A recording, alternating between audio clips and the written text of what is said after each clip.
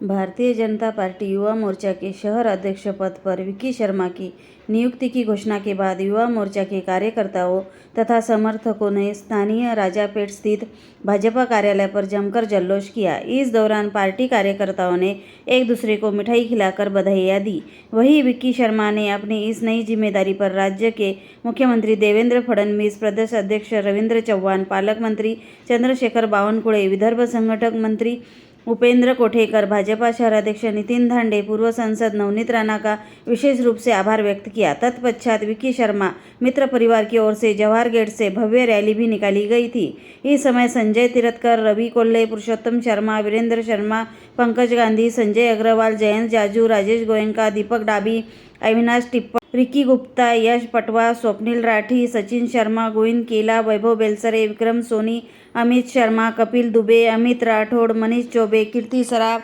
कृष्णकांत ठाकरे, जयदेव सराफ, गोपाल साहू, आयुष नाथे, ऋषभ जुनगरे, दिलीप वर्मा आदि बड़ी संख्या में कार्यकर्ता उपस्थित थे।